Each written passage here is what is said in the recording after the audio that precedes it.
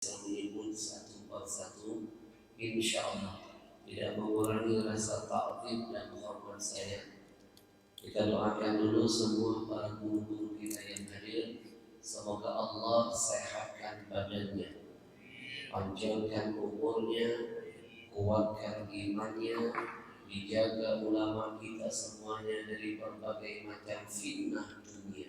Amin ya rabbal. Saya titipkan ilmu pertama pagi ini. Bapak Ibu jangan malas-malas menjawab amin, amin, amin. Setiap kali telinga kita mendengar ada doa kebaikan dari mulut siapapun, ad-da'i wal mu'ammin syarikani fil ajr. Orang yang berdoa itu dan orang yang ikut mengaminkan doa, dua-duanya dapat pahala yang sama di hadapan Allah, dua-duanya dapat berkah yang sama dari Allah. Ketika yang berdoa doanya diijabah, maka yang mengucapkan amin dapat bagian jatah yang sama dari Allah. Ya Rabbal, mohon maaf DKI Masjid Ustaz. Tadi saya habis sholat, langsung saya tutup dengan doa.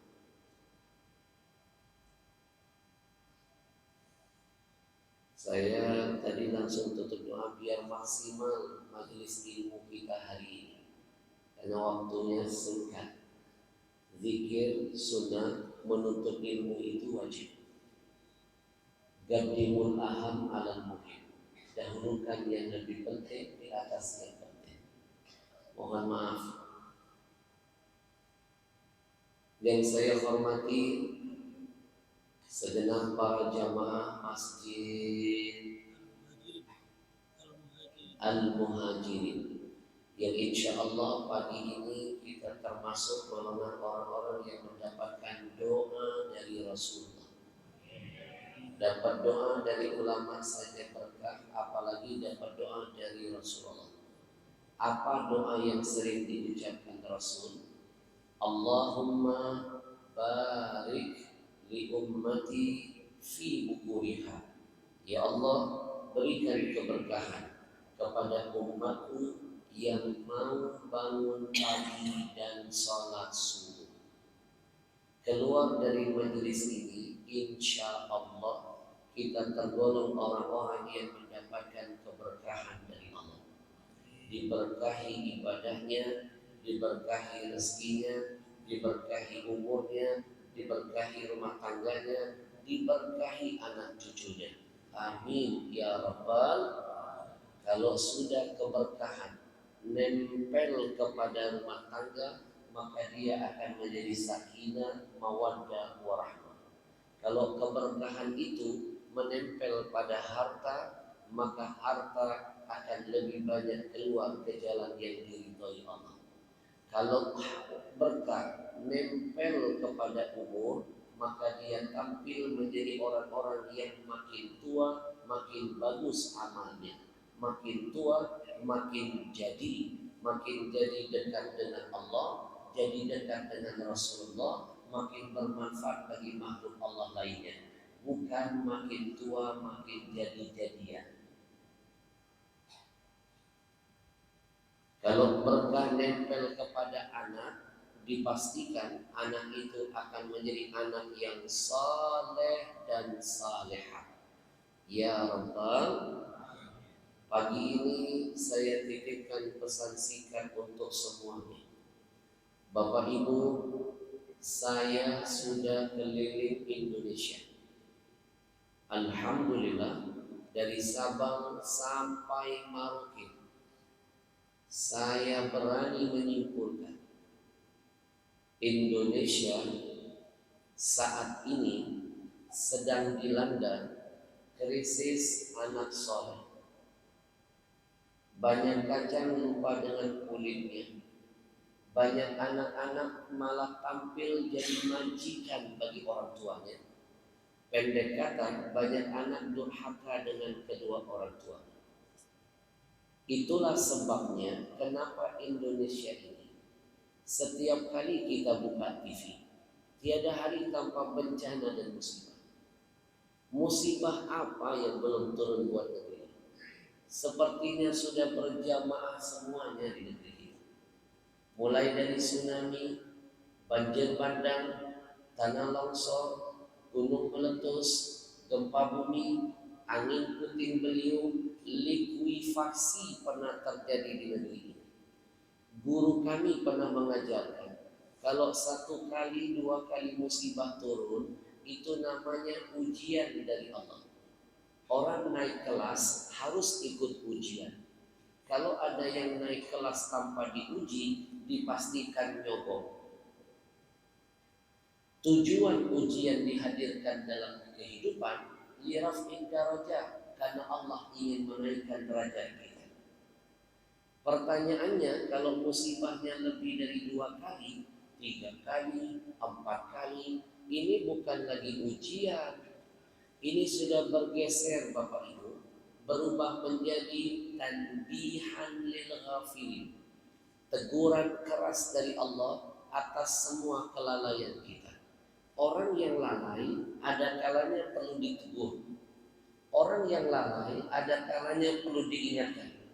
Allah ngasih bencana musibah 4 kali, itu bentuk Allah masih sayang, ingin membuat kita kembali ke jalan yang diinginkan oleh Allah dan diridhoi, diingatkan dengan musibah dan bencana. Sekali lagi, 1 kali, 2 kali musibah turun, ujian. 3 kali, 4 kali datang, teguran. Pertanyaannya, bagaimana kalau musibah itu langganan?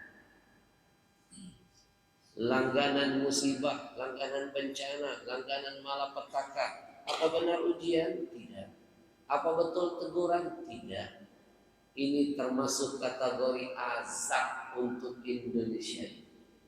Mana mungkin ada api kalau bukan, mana mungkin ada asap kalau bukan karena api. Mana mungkin Allah kirim bencana bertubi-tubi silih berganti buat negeri ini kalau bukan karena faktor dosa besar yang terjadi.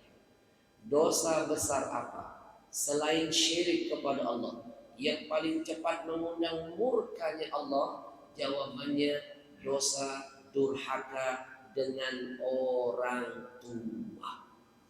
Bapak Ibu, saya hadirkan sebuah fakta. Dulu di zaman Nabi Nuh ada musibah juga. Musibahnya dahsyat dan mengerikan. Namanya banjir. Konon satu dunia ditenggelamkan Allah, tidak ada yang selamat dari bencana itu kecuali yang naik ke atas kapal Nabi Nuh. Maka Nabi Nuh dikasih gelar tambahan oleh Allah. Apa gelarnya? Abal Bashar Tsani, bapak manusia kedua setelah Adam. Karena tidak ada seorang manusia pun yang selamat ketika murka Allah hadirkan. Timbul pertanyaan, kenapa Allah marah? Kenapa Allah murka? Kenapa dihadirkan banjir besar? Kenapa semua dimusnahkan Allah? Apa karena sebab waktu itu umat Nabi Nuh suka membangkang kepada nabinya? Kata ulama, sebenarnya ada sebab lain yang membuat Allah murka, yang membuat Allah marah lalu menenggelamkan semuanya. Sebab apa? Sebab dosa pembangkangan seorang anak laki-laki kepada ayahnya. Siapa anak itu? Kan'an namanya. Durhaka dengan siapa? Nuh ayahnya. Sejarah menitipkan pesan untuk kita renungkan. Kalau dulu saja baru ada seorang anak laki-laki durhaka kepada ayahnya, dunia ini pernah Allah tenggelamkan dengan banjir besarnya. Pertanyaannya, bagaimana dengan potret anak muda zaman sekarang? Bukan hanya durhaka kepada ayah, tapi dia berani durhaka dengan ibunya tercinta. Bukankah kata Nabi, ibumu 3 kali lipat lebih mulia dari ayahmu? Ketika engkau durhakai ibumu, bersiap-siaplah 3 kali lipat bencana, musibah, malapetaka, mara bahaya akan Allah hadirkan dalam perjalanan hidupmu. Apalagi kalau dua-duanya sudah kita durhaka. Itulah sebabnya musibah tiada henti buat negeri ini.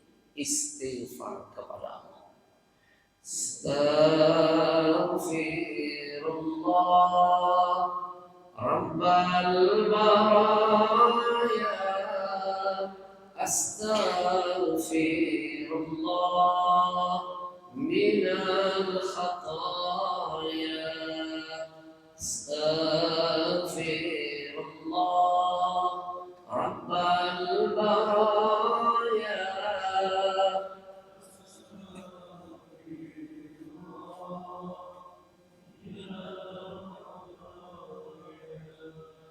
Itu sebabnya saya pernah menulis sebuah buku yang saya tulis selama 3 tahun setengah.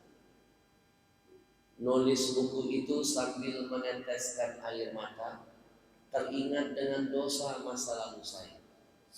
Buku itu saya tulis setelah saya safari dakwah keliling Indonesia. Berbagai macam cerita yang kami temukan. Cerita yang pertama, ketika saya tabligh akbar ke kota Jambi. Dari Jambi saya naik mobil 6 jam perjalanan darat menuju sebuah kabupaten kecil namanya Muara Tebu. Sesampainya di sana ada kejadian seorang anak remaja laki-laki mengunci ibunya di kandang kambing. Dia tidur di tempat yang bagus, ibunya dibiarkan tidur di kandang kambing. Saya menangis dan menulis dalam buku catatan saya, pantas Indonesia ini banyak betul musibahnya. Jawabannya sudah ada kacang lupa dengan kulitnya. Kejadian yang kedua saya temukan ketika safari dakwah di kota Brebes. Ada anak usianya baru 12 tahun Pak, mukulin ibu kandungnya sampai babak belur. Hanya karena perkara sepele, ibunya terlambat menghantarkan makanan untuknya. Tidak hanya sampai di situ, dia ambil gantungan baju, dia pukul-pukul ibunya, sobek bibir ibunya. Saya kembali menulis dan menangis, lalu menyimpulkan pantas Indonesia banyak malapetakannya. Jawabannya sudah ada anak tampil menjadi majikan bagi orang tuanya. Kejadian yang ketiga lebih memalukan dan memilukan kami temukan di Pulau Jawa. Ada seorang ibu tua janda wanita salehah. Di hari tuanya sang ibu ini masih semangat bekerja, mencari rezeki yang halal demi nafkah untuk anak-anaknya. Ia rela jadi kuli sawah. Siang panas siang panas menyengat ia tahankan demi mencari nafkah halal buat anak-anaknya. Tapi sayang tidak ada satupun anaknya yang mau membantu jihad ini.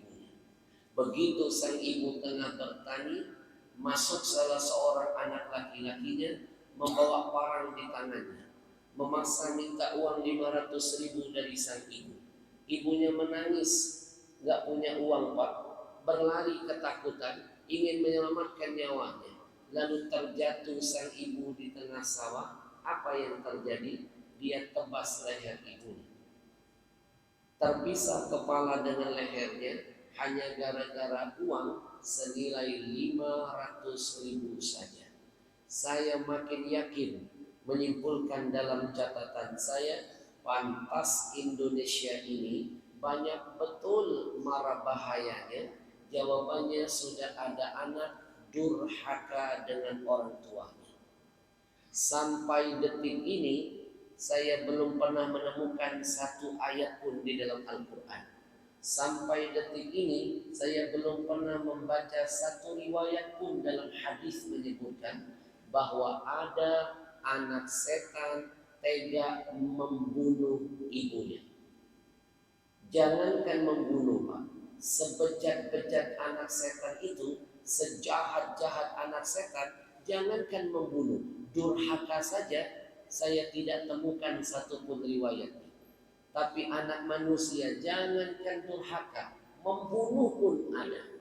Jangan-jangan manusia sekarang lebih gila daripada setan. Jangan-jangan setan-setan sekarang sudah pada takut lihat manusia. Jangan-jangan saking takutnya setan lihat manusia, mungkin ada setan yang berdoa begini kepada Allah. Ya Allah, aku berlindung dari godaan manusia yang terkutuk. Manusia sekarang lebih gila daripada setan. Istighfar kepada Allah. Astaghfirullah Rabbal baraya. Astaghfirullah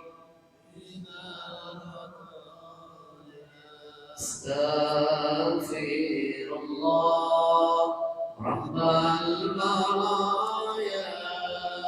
Astaghfirullah. Itu sebabnya saya menulis sebuah kitab, sebuah buku, saya kasih judul dalam bahasa Arabnya Al-Jannatu fi Baitika.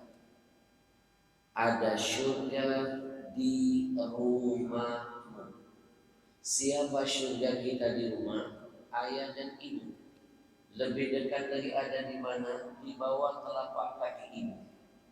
Tapi sayang terkadang kita dengan segala kebodohan kita sibuk mencari-cari surga yang jauh. Kita lupa dengan surga yang dekat. Kalau saya kupas buku ini, 1 bulan tidak akan selesai kajiannya.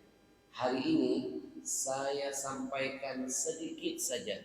Apa contohnya kita sibuk mencari surga yang jauh, lupa dengan yang dekat.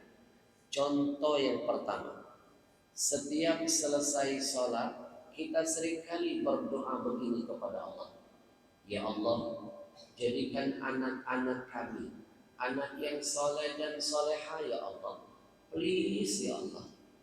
Pertanyaannya, kita sudah jadi soleh belum buat orang tua kita? Mimpi anak mau dibikin Allah jadi soleh, kita sendiri durhaka dengan orang tua.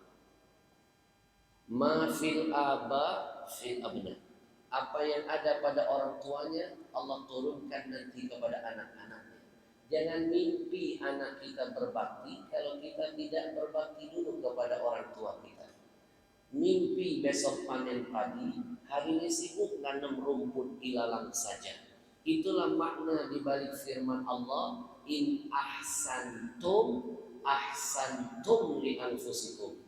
Kata Allah, kalau kamu berbuat kebaikan, kebaikan itu kembali untuk diri kamu sendiri. Contoh yang kedua, sibuk mencari surga yang jauh, lupa dengan yang dekat. Ketemu Habib, ketemu Kiai, ketemu Ustadz, sibuk minta doa. Habib doakan saya, Ustadz doakan saya. Pertanyaannya, sudahkah kita minta doa dulu dari mulut orang tua? Doa orang dikejar, doa orang tua satu rumah diabaikan. Padahal doa ul walid li waladihi ka doain nabi li ummatihi. Doanya orang tua itu untuk anak-anaknya, kedahsyatannya bagaikan doa Nabi untuk umatnya. Jangan dulu minta doa dari orang lain sebelum kau dapatkan doa dan ridho yang keluar dari mulut orang tua. Karena kunci sukses duniamu sampai akhiratmu Allah selipkan di bibir ayah ibu. Itulah makna di balik pesan Nabi, ridallah fi ridal walidain wa sukhtullah fi sukhtil walidain. Oh, ridhonya Allah ada ketika orang tua ridho kepada kita. Murkanya Allah datang ketika Allah murka kepada kita. Ketika seorang anak mendapatkan kalimat ridho dari ayah ibunya, "Nak, aku ridho kepadamu, nak." Langit itu terbuka. Arasy itu bergoncang. Malaikat itu mengaminkan doanya dan Allah pasti kabulkan semua hajat dan keinginannya. Jangan cari surga yang jauh sebelum kau dapatkan dulu surga yang dekat. Alhamdulillah. Allahumma salli wa sallim ala sayyidina Muhammadin sahibil busyra salatan tubashiruna biha wa ahlana wa awladana wa jami'a masyayikhina wa muallimina wa talabatana wa talibatina min yaumina hadha ila yaumil. Contoh ketiga, jangan nyari surga yang jauh, lupa dengan yang dekat. Gaji pertama kita dapatkan dari hasil kantor. Kenapa teman-teman kantor dulu yang bangga kita traktir? Kenapa orang tua di nomor dua kan? Neraktir teman gak hitung-hitungan, neraktir pacar gak hitung-hitungan. Untuk orang lain sibuk kita bahagiakan. Kenapa orang tua kita nomor dua kan? Silakan buka surah Al-Baqarah ayat 215. Di sana dijelaskan siapa urutan sedekah yang harus antum dahulukan. Banyak orang di luar sana mampu nyantunin 1000 anak yatim, masuk muri, disebut-sebut namanya. Tapi ibunya pernah nangis di hadapan saya, Habib, sama orang tua pelitnya kayak 17 setan. Bapak Ibu buka Al-Baqarah ayat 215. Ayat ini Allah turunkan buat Nabi gara-gara ada seorang pengusaha kaya raya tinggal di kota Madinah. Namanya Amr bin Jamuh. Orang kaya ini gemar sedekah. Suatu hari dia bingung, dia bertanya kepada Nabi, siapa yang harus aku dahulukan untuk aku sedekahi? Yas'alunaka madza yunfiqun. Ada yang bertanya kepadamu, siapa urutan sedekah yang harus didahulukan? Allah ajarkan jawaban buat Nabi. Yang pertama, urutan sedekah itu Allah sebut falil walidain, kasih dulu orang tua sebelum ngasih yang lain. Yang kedua, baru kerabat, orang yang dekat dengan kita, mulai dari istri, pasangan kita, anak kita, saudara kita, keluarga kita. Yang ketiga, baru anak yatim. Yang keempat, baru fakir miskin disebut Allah. Dan yang kelima, baru ibnu sabil. Sekali lagi, orang tua urutan pertama. Jangan sibuk membahagiakan orang, tapi nggak pandai menciptakan kebahagiaan buat orang tua sendiri. Itu namanya mencari surga yang jauh, lupa dengan yang dekat. Sampai detik ini saya masih mengamalkan itu. 1 juta saya kasih ayah saya, 10 juta Allah ganti rezeki saya. 10 juta saya kasih ibu saya, 100 juta Allah hadirkan gantinya buat saya. Suatu hari ayah ibu saya menghadap saya, Ahmad, bolehkah kami berhutang 100 juta? Mendengar kata berhutang keluar dari mulut ayah ibu saya menangis. Saya bilang, ayah, ibu, janganlah pakai kata berhutang. Ayah ibu mencuri harta saya halalkan. Ambil saja. Jangankan harta saya, nyawa saya milik kalian berdua. Bapak Ibu masih ingat gak? Dulu ada seorang sahabat Nabi melaporkan ayahnya kepada Nabi. Ya Rasul, marahin ayahku. Kenapa? Suka mencuri hartaku. Marahin dia ya Rasul. Bukan ayahnya yang dimarahin, dia yang diomelin Nabi. Apa kata Nabi? Anta wa maluka li abika. Anak gak tahu diri kamu, hartamu, dirimu, nyawamu itu milik orang tua. Hari itu saya kasih ayah ibu saya 100 juta. 3 minggu setelahnya Allah hadirkan rezeki 1 miliar dari pengganti. Bapak ibu makin hitung-hitungan buat orang tua, makin Allah sempitkan keran rezeki kita. Makin kita jor-joran bahagiakan ayah ibu kita, makin Allah buka pintu rezeki kita. Seorang ayah bisa membahagiakan 10 orang anaknya, 10 anak belum tentu bisa bahagiakan seorang ayah. Seorang ibu berani mati melahirkan 10 putra putrinya, 10 anak belum tentu siap mati demi seorang ibunya. Maka istighfar kalau kita sibuk bahagiakan orang, tapi nggak pernah membahagiakan orang tua sendiri. Astaghfirullah Rabbal baraya, astaghfirullah.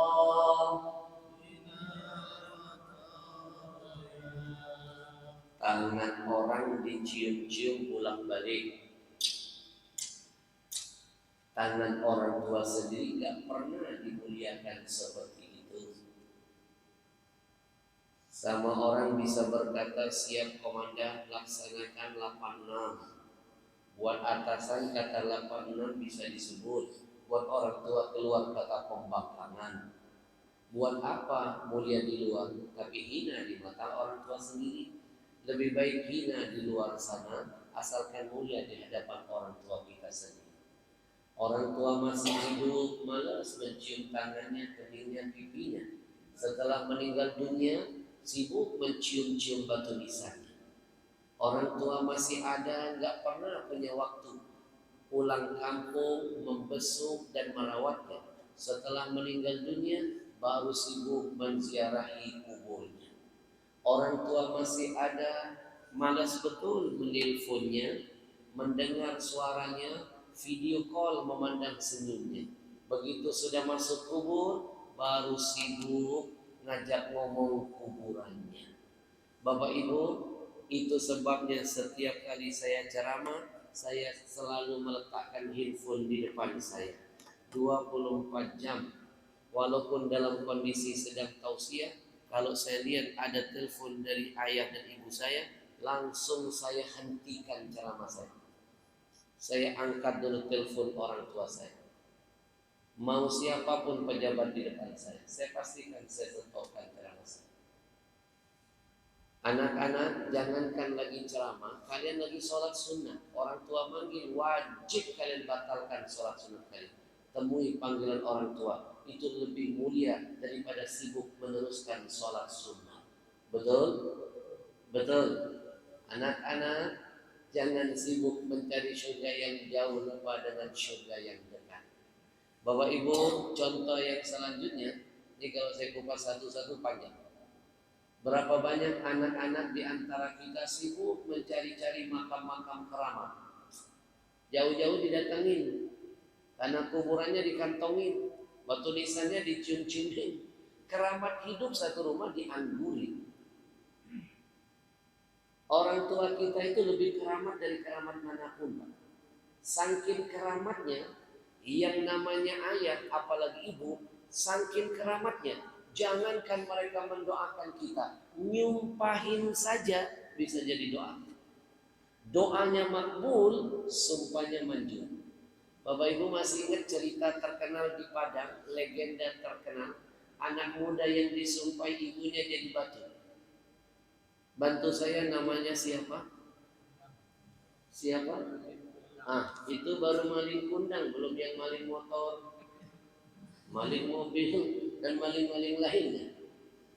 Jangan cari keramat yang jauh sebelum kau dapatkan keramat hidup. Saya setiap kali mentok ada masalah apapun yang gak bisa saya selesaikan, saya gak mau cari keramat yang lain. saya telepon ayah saya telepon ibu saya katakan begini, ayah, ibu, sejak saya dilahirkan sampai detik ini, kalau seandainya ada ucapan, ada perbuatan yang menggoreskan duka di hati ayah dan ibu, dan ayah ibu belum memaafkan dan meridhoi saya mohon detik ini maafkan saya, katakan itu di telinga saya. Saya sedang ada masalah, saya sudah mentok bingung menyelesaikannya. Ayah, ibu, katakan itu hari. Saya tangisin, Pak. Saya tungguin betul sampai orang tua bilang begitu. Begitu orang tua saya bilang, Ahmad, Umi dan ayah ridho kepadamu. Mendengar kata ridho, langsung saya tancapkan niat di hati. Ya Allah, aku titipkan semua hajat dan niatku di balik kata ridho ayah ibuku untuk mencuri ridho ya Allah. Al-Fatihah. Selesai. Gak lama dari situ tutup telepon, berapa menit masalah saya selesai. Jangan cari keramat yang lain sebelum mendapatkan keramat hidup. Orang tua lebih keramat dari keramat mana? Alhamdulillah. Sallallahu ala Muhammad. Sallallahu alaihi sallallahu ala Muhammad. Sallallahu. Demi Allah, kita akan sadar betapa mahal ayah dan ibu dalam hidup kita nanti ketika jenazahnya terbaring di hadapan kita. Di masa kecil ayah menggendong kita, mungkin besok kita yang gendong jenazahnya.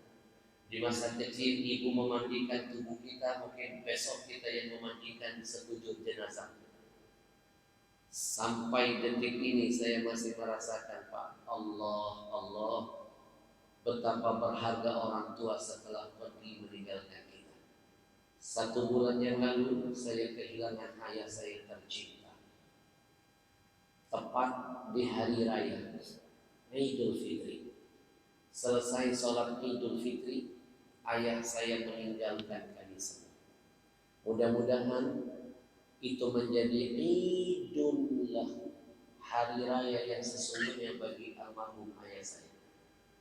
Dulu Malik bin Anas pernah menceritakan lil mu'min khamsatu a'yad. Sejatinya bagi kita orang mukmin ada 5 hari raya.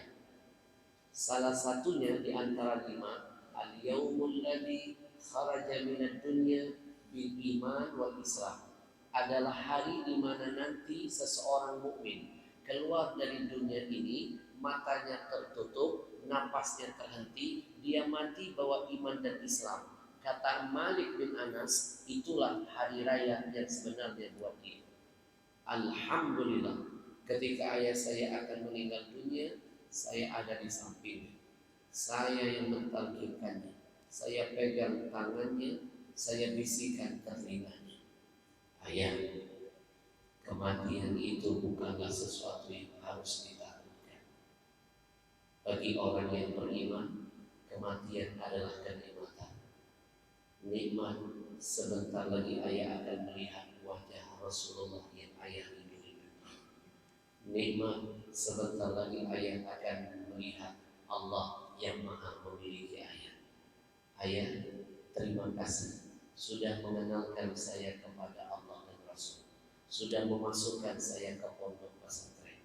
Ayah, izinkan saya sebagai tanda terima kasih saya ingin jadi pelincin maka ayah sampai ke surga. Rasulullah pernah menitipkan pesan, siapa yang tutup mata menyebut kalimat la ilaha illallah di akhir hayatnya pasti masuk surga.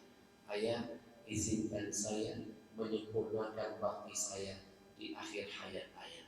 Ayah, ikuti kalimat tauhid ini. Saya tuntun ayah, gerakan bibir ayah, gerakan mulut ayah. Saya teriakkan di telinganya sambil menggenggam jemarinya. La ilaha illallah Muhammadur Rasulullah. La ilaha illallah Muhammadur Rasulullah. La ilaha illallah Muhammadur Rasulullah. Ayat saya menggerakkan lisannya, menggerakkan bibirnya. Bapak Ibu bisa karena biasa. Jangan mimpi kalimat itu akan kita ucapkan kalau semasa hidup jarang dilafazkan. Bisa karena biasa. Ayah saya bilang zikir, kalimat itu yang terakhir membasahi bibir dan lisannya. Selang berapa menit ayah saya menghembuskan nafas terakhir. 3 kali dari nafas. Tarikan ketiga selesai, tangannya lemas, langsung menyentuh jari saya, terasa dingin tangan saya.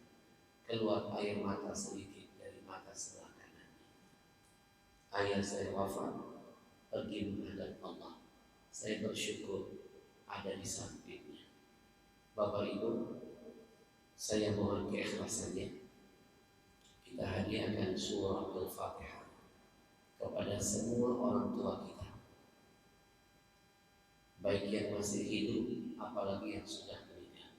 Yang masih hidup mudah-mudahan Allah sehatkan badannya, angkat penyakitnya, kuatkan imannya, diwafatkan husnul khatimah kematiannya.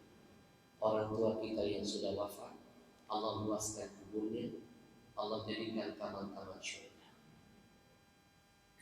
Jangan mimpi besok anak cucu mendoakan kita nggak pernah mendoakan orang tua kita. Al-Fatihah ila hadratin Nabi Muhammad sallallahu alaihi wasallam wa ala alihi wa ashabihi wa dzurriyyatihi wa ahli baiti ajma'in. Thumma ila ruh Sayyidil Walid Al-Mubarak Al-Habib Abu Bakar bin Abdullah bin Abdul Rahman Al-Habsyi wa Syarifah Masturah binti Abu Bakar Al-Habsyi wa usulihima wa furu'ihima. Thumma ila ruh wa walidina wa walidikum khasa wa jami' amwatina wa amwatil muslimina amma. Segenap orang tua kita, guru kita, anak cucu kita, suami istri kita, dan semua yang sudah mendahului kita. Semoga Allah ampuni mereka, luaskan kubur mereka, menjadikan kuburnya menjadi taman-taman syurga. Allahumma ighfir lahum warhamhum wa'afihim wa'fu anhum wa wasi' madkhalahum.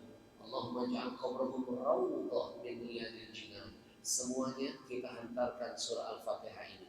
Al-Fatihah.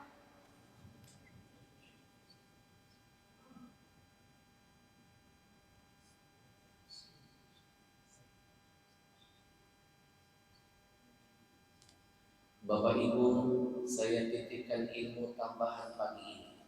Tarkud du'a lil walidain yadhiqul 'aish lil walad. Silakan buktikan.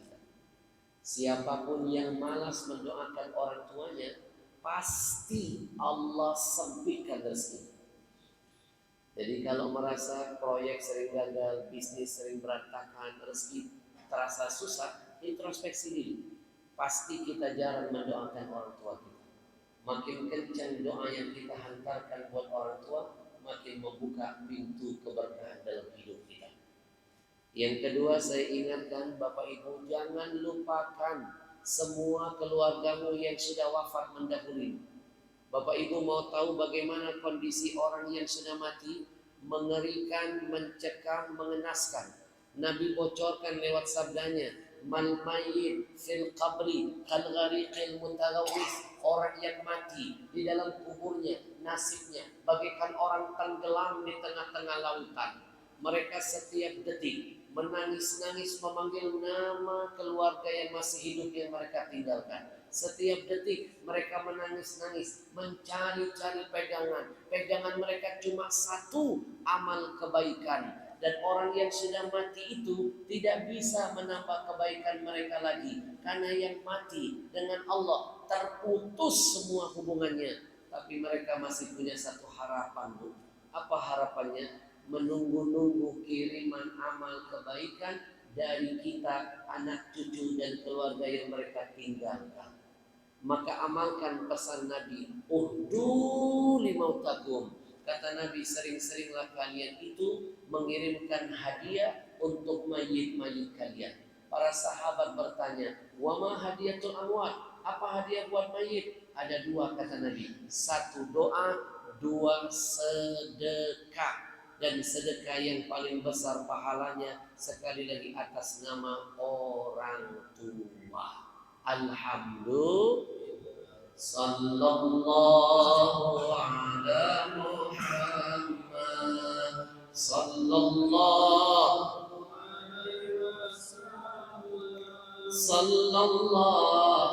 ala sallallahu.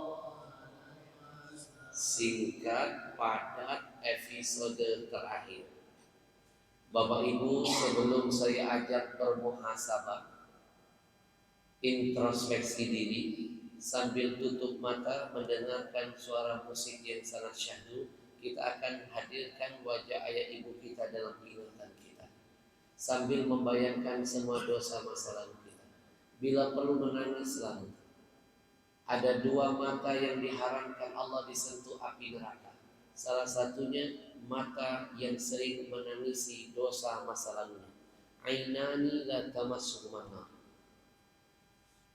Lebih baik kita menangis di dunia daripada Allah bikin kita menangis selama-lamanya di akhirat sana. Menangis di dunia sebentar, menangis di akhirat selama-lamanya. Tapi sebelum kita masuk ke segmen ini, izinkan saya mengucapkan dulu ribuan terima kasih kepada yang menjadi sponsor membawa saya safari dakwah bulan ini di Batam, Tanjung Pinang dan Karimun. Siapa yang menghadirkan saya?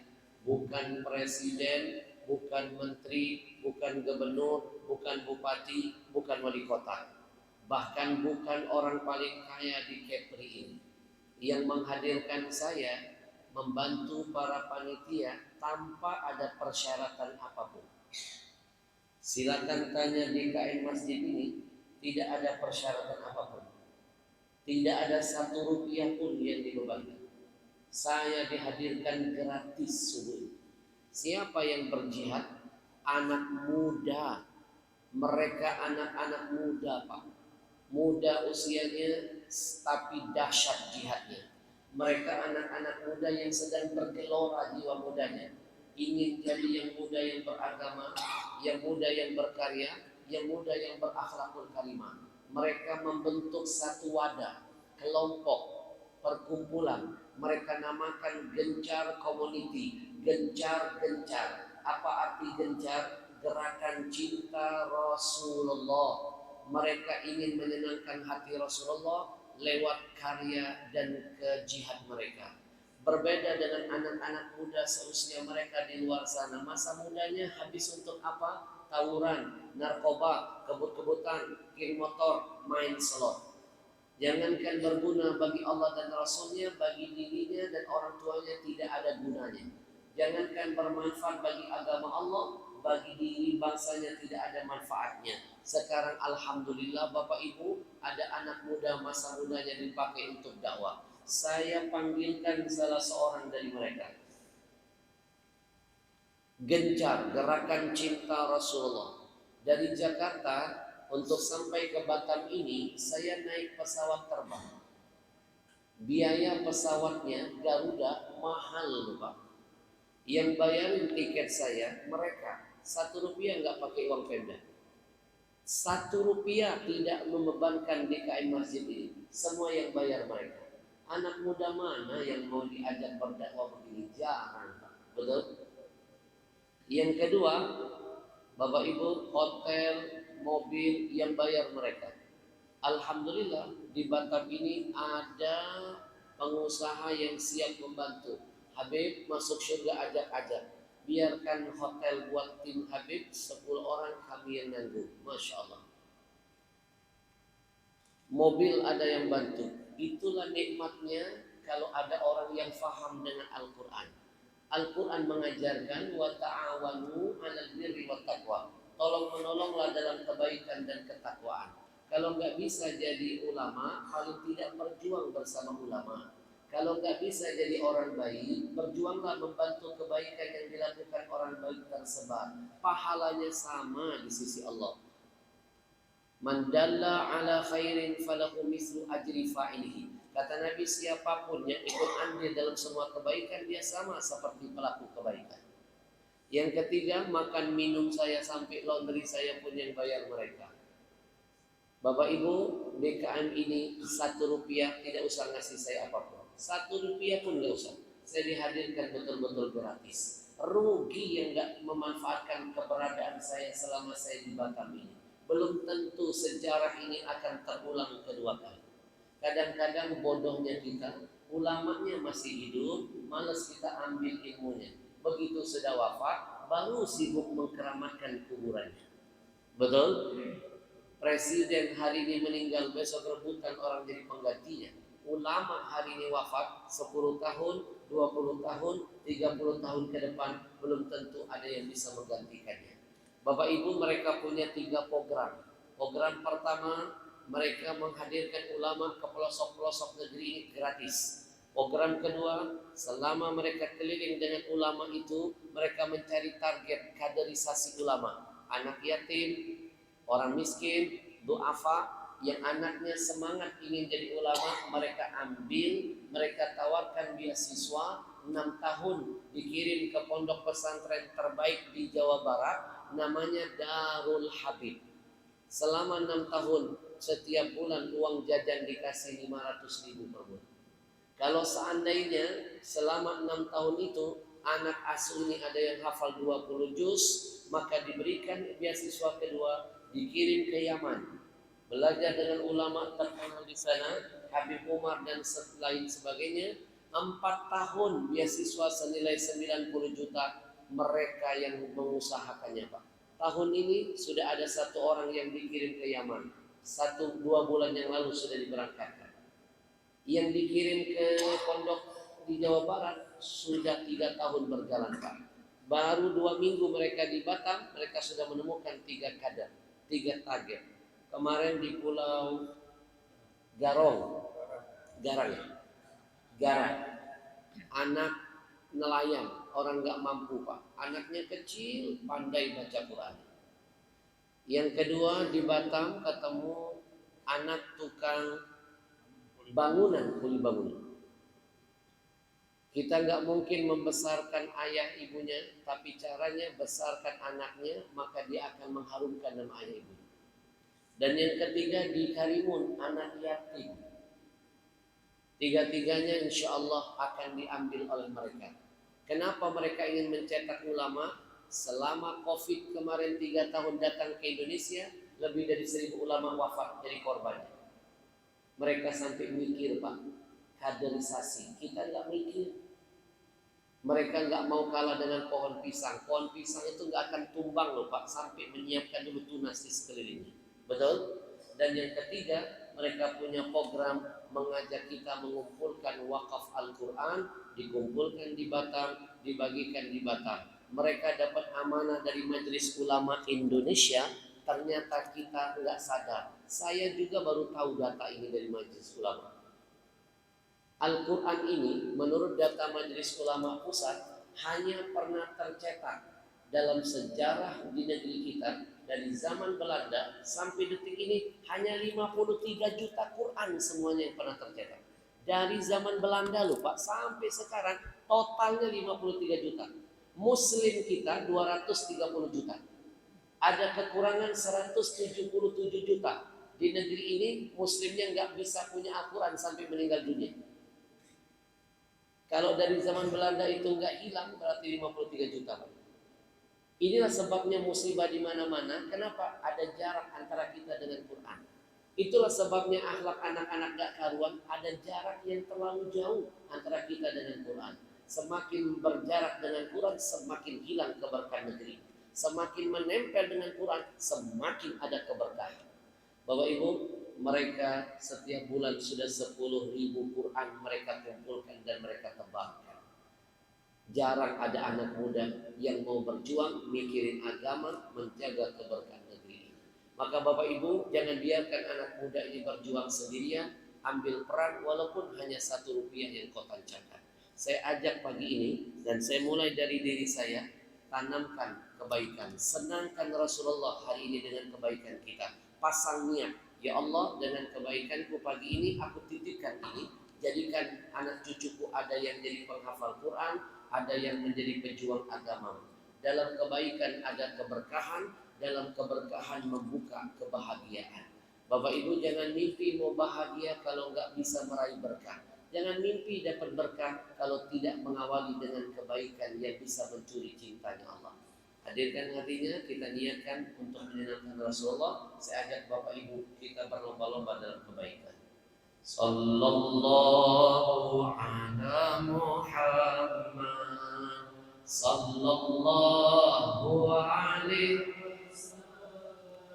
sallallahu ala Muhammad, sallallahu alaihi, sallallahu ala Muhammad, sallallahu alaihi, sallallahu, sallallahu, sallallahu ala Muhammad, sallallahu alaihi, sallallahu ala Muhammad, sallallahu. Kita doakan yang berinfak Allah berkahi hartanya, usahanya, keluarganya, anak cucunya, amin ya rabbal alamin. Bapak Ibu 1-2 menit ke depan tutup mata, tundukkan kepala, bayangkan wajah ayah ibunya. Jangan khawatir, kita tuntaskan dulu kajian majelis ilmu hari ini. Jangan mikir sholat sunnah apapun. Berapa banyak sholat sunnah yang bisa kau lakukan? 2, 4, 10. Dan bapaknya dibanding 1 kali duduk di majelis ilmu lebih mulia daripada 1000 rakaat sholat sunnah. Habib, kami ingin sholat duha. Itulah pentingnya ilmu baru beramal. Sholat duha itu dibagi 3 waktunya. Mulai dari terbit matahari sampai jam 8 itu waktu yang pertama. Kalau nggak bisa, ambil waktu yang tengah dari jam 8 sampai jam 10. Masih nggak sempat, ambil waktu yang terakhir dari jam 10. Yang penting belum masuk waktu zuhur. Bahkan kata ulama, sholat duha itu yang paling afdal waktu yang di akhir. Itu yang paling afdal. Maka itu pentingnya ilmu baru beramal. Jangan sibuk berilmu, beramal tanpa ilmu. Betul? Hadirkan hatinya, tutup mata, tundukkan kepala, bayangkan wajahnya. Bismillahirrahmanirrahim.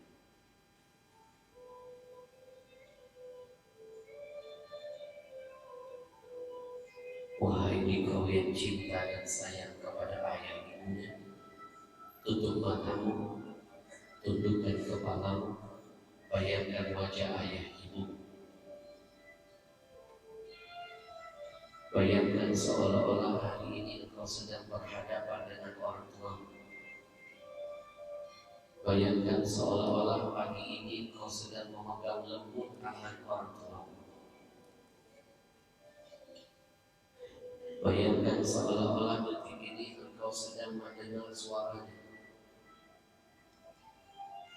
Bayangkan seolah-olah engkau sedang mencium pipi dan keningnya. Bayangkan seolah-olah engkau sedang memeluk tubuhnya. Hadirkan semua kenangan indah yang pernah diberikan ayah ibumu untuk membahagiakan hidupmu. Lalu tanyakan hati kecilmu, kebaikan apa yang sudah engkau berikan untuk orang tuamu. Sadarkah kita, terkadang kita lebih sering meminta kepada ayah daripada memberi. Sadarkah kita, terkadang kita lebih sering membuat ibu murka ketimbang ridho dengan kita. Sadarkah kita, terkadang kita lebih sering membuat mereka berdua menangis di atas sajadahnya. Mereka mengadu kepada Allah dalam setiap sujud sholatnya bahwa mereka menyesal melahirkan anak durhaka seperti Ingat, satu tetes air mata yang pernah kita keluarkan dari mata mereka karena kezaliman kita, karena kesombongan kita, karena kedurhakaan kita, maka itu akan menjadi 1000 bencana, 1000 kesialan, 1000 musibah Allah hadirkan sepanjang hidup kita. Maka menangislah engkau hari ini, menangislah, menangislah, dan menangislah sebelum Allah membuat engkau menangis di akhirat sana. Menangis di dunia sebentar, menangis di akhirat selama-lamanya. Istighfar kepada Allah. Kalau yang hadir pagi ini adalah orang-orang yang pernah membenci ayah ibunya, istighfar kepada Allah. Kalau kita pernah membohongi mereka, istighfar kepada Allah. Kalau kita pernah durhaka dengan ayah ibu kita, istighfar kepada Allah. Kalau kita pernah membentak mereka, istighfar kepada Allah. Kalau kita pernah memukul ayah ibu kita, istighfar kepada Allah. Kalau kita pernah membereskan luka di hatinya, istighfar kepada Allah. Kalau kita pernah memandang wajah mereka dengan tatapan kebencian dan amarah, ya Allah, ampuni sebanyak apapun dosa kami kepada ayah ibu kami. Bagi ayah ibu kami yang masih hidup, sehatkan badannya, panjangkan umurnya, kuatkan imannya. Jangan dulu engkau wafatkan mereka sebelum kami berbakti, ya Allah. Kami belum siap melihat jenazahnya, kami belum kuat menguburkan jasadnya, kami belum sanggup berpisah dengan tubuhnya. Berikan kami keluasan rezeki dan harta, agar kami bisa menghajikan dan mengumrohkan mereka, agar kami bisa terus beramal kebaikan atas nama-nama mereka. Ya Allah ya Rahman, ya Allah ya Rahim. Bagi ayah ibu kami yang sudah meninggal dunia, sayangi mereka ya Allah, luaskan kubur mereka ya Rahman. Kami rindu dengan mereka ya Allah, kami rindu. Kami menyesal pernah menyia-nyiakan hidup mereka sebelumnya. Kami sadar sekarang betapa mahal orang tua kami ketika mereka pergi dan meninggalkan kami selama-lamanya. Kami hanya punya satu harapan ya Allah, bangkitkan kami bersama ayah ibu kami di dalam syurga-Mu bersama dengan Nabi-Mu. Engkau yang maha mulia, muliakan orang tua kami. Engkau yang maha pengampun, ampuni ayah ibu kami. Engkau yang maha menerima taubat, terimalah taubat kami semua pagi ini. Semuanya kita bertaubat, ikuti saya. Rabbi firli waliwalidayya warhamhuma kama rabbayani shaghira. Bapak Ibu, di penghujung acara ini saya ingatkan diri saya dan semuanya, cukup satu kali saja dalam sejarah hidup kita, kita pernah gagal membahagiakan orang tua kita semasa hidupnya. Sekarang mereka sedang berada di dalam kubur. Jangan ciptakan kegagalan kedua dalam sejarah hidup kita. Kita tidak pernah mengirimkan amal terdahsyat untuk arwah ayah ibu kita di alam kuburnya. Maka hari ini Bapak Ibu, saya titipkan sebuah pesan dari Nabi. Inna mimma yalhaqul mu'min min amalihi wa hasanatihi ba'da mautihi. Kata Nabi, ada amalan yang tidak akan putus sampai kiamat, terus membahagiakan si mayit dalam kuburnya. Amalan itu Nabi bocorkan salah satunya wakaf Al-Quran. Satu Al-Quran ini isinya 1.027.000 huruf di dalamnya. Satu hurufnya saja dijamin dapat 10 pahala. Kalikan 1.027.000 huruf, ada ratusan juta setiap menit mengalir dari berkah bagi yang wakaf dan bagi keluarganya yang masih hidup. Ratusan juta setiap menit mengalir dari ampunan bagi arwah-arwah siapapun yang akan dia hadiahkan pahala wakaf Al-Qurannya. Bapak Ibu, saya mohon keikhlasannya 5 menit ke depan kita sempurnakan jihad kita. 5 menit ini akan menentukan rezeki kita, berkah rezeki, berkah anak cucu, berkah rumah tangga, tiket kematian. 5 menit ini akan merubah suasana arwah-arwah kita di alam kubur. Saya sarankan Bapak Ibu ikuti program wakaf Al-Quran yang sedang diperjuangkan anak muda ini. Kalau nggak sanggup wakaf yang besar, nitip wakaf yang kecil. Kalau nggak sanggup sendirian, pulang dari sini, nabung dulu, ajak keluarga patungan.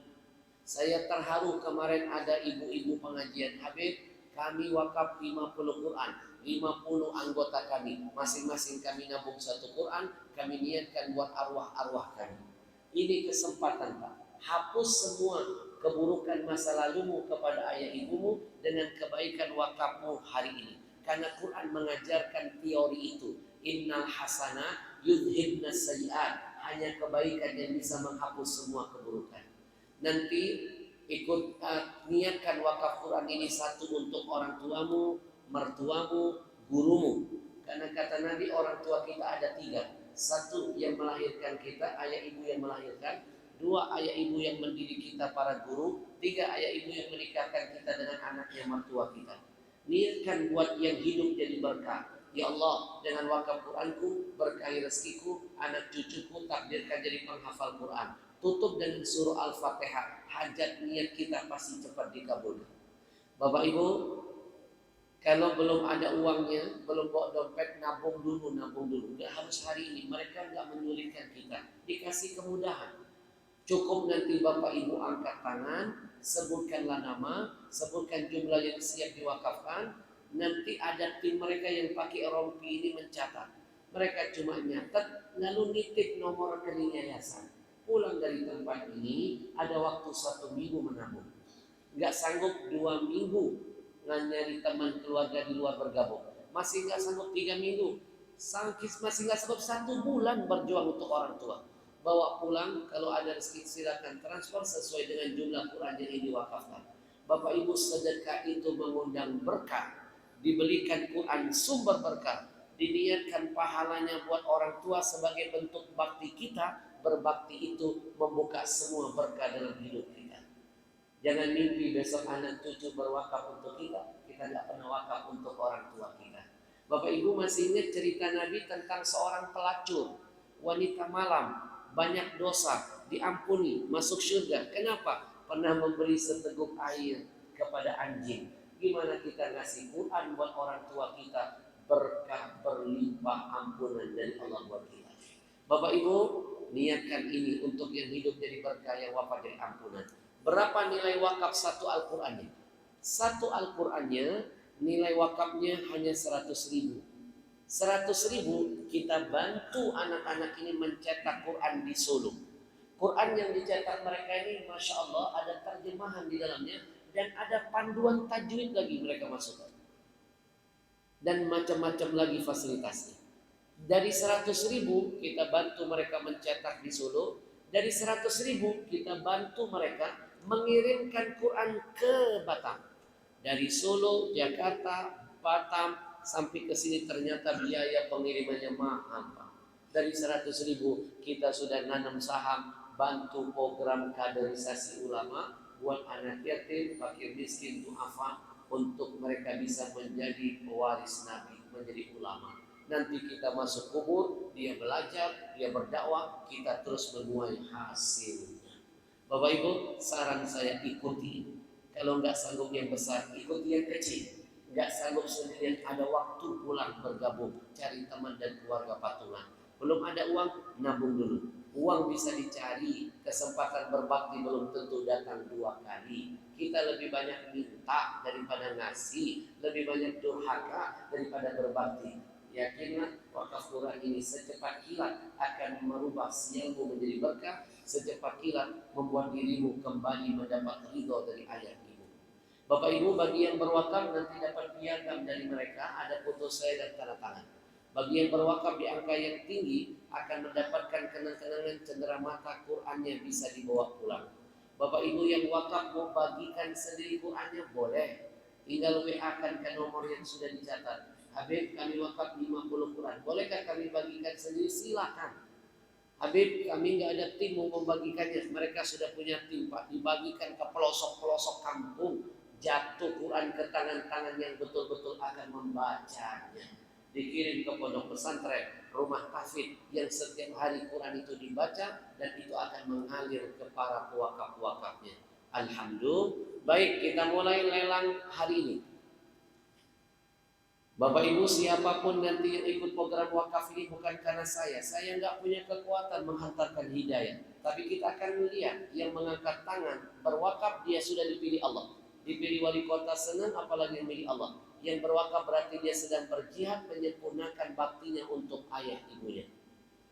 Jadilah yang pertama dalam kebaikan, jangan yang terakhir. Kalau ada yang ikut setelah kita dapat pahala tambahan dari yang mengikuti setelah kita tanpa mengurangi pahala dia.